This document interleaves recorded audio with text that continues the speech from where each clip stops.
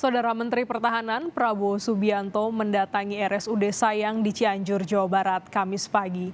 Kedatangan Prabowo adalah untuk memastikan korban gempa ditangani dengan baik.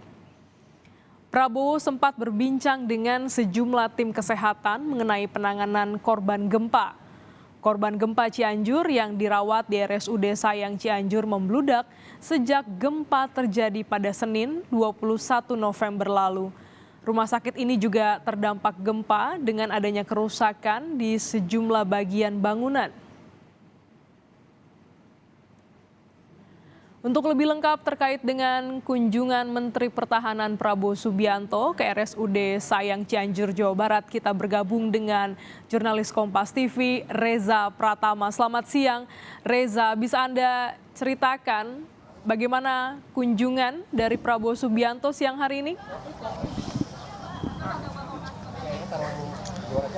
Ya, baik Lenis dan juga saudara, selamat siang. Betul, baru saja Menteri Pertahanan RI Prabowo Subianto dan juga tadi didampingi oleh Kepala Staf Angkatan Darat Jenderal Dudung Abdurrahman ini baru saja selesai begitu meninjau tenda darurat yang memang digunakan untuk perawatan dari pasien atau penyintas gempa Cianjur. Sebetulnya tadi Prabowo Subianto belum menyampaikan statementnya, begitu belum bisa berbicara kepada awak media karena memang masih menunggu Presiden Joko Widodo yang memang akan hadir juga di RSUD Sayang ini. Namun tadi berdasarkan pantauan kami di RSUD Sayang, ada 3 tenda yang dikunjungi oleh Prabowo Subianto dan juga Kepala Staf Angkatan Darat Jenderal Dudung Abdurrahman ini untuk melihat langsung seperti apa kondisi pasien atau penyintas gempa Cianjur yang terjadi Senin siang yang lalu.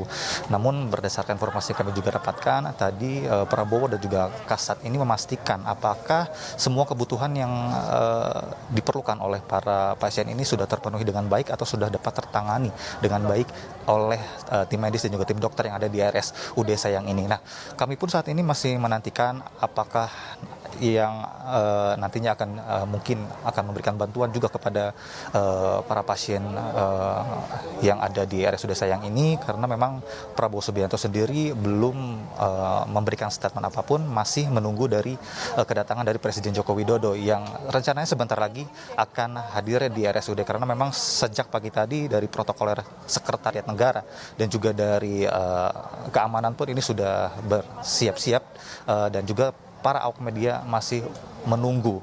Nantinya Prabowo Subianto ini akan memberikan keterangan secara resmi bersama dengan Presiden Joko Widodo terkait kunjungannya hari ini ke Cianjur dan juga salah satunya ke RSUD Sayang. Sebetulnya RSUD Sayang ini mengapa pada hari Senin kemarin ini banyak sekali pasien yang memang didatangkan atau dirawat di RSUD Sayang, karena memang RSUD Sayang ini adalah rumah sakit umum daerah terbesar yang ada di Cianjur, sehingga lokasinya pun berdekatan atau paling dekat dengan desa-desa yang terdampak gempa. Namun hari ini kalau bisa saya informasikan bahwa total yang masih dirawat di RSUD Sayang ini adalah 24 orang dari total kumulatif 746.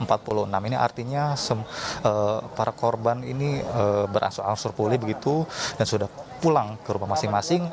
Jika memang rumahnya roboh begitu, pasien yang sudah dinyatakan sembuh ini dipindahkan atau dirawat di lokasi pengungsian yang sudah disediakan oleh pemerintah. Kita masih menunggu, Glenis dan saudara, kehadiran dari Presiden Jokowi dan juga apakah nantinya akan memberikan statement atau tidak. Kita akan terus mengupdate kembali kepada Anda. Glenis, kembali ke Anda. Iya, Reza, selain merawat korban gempa Cianjur,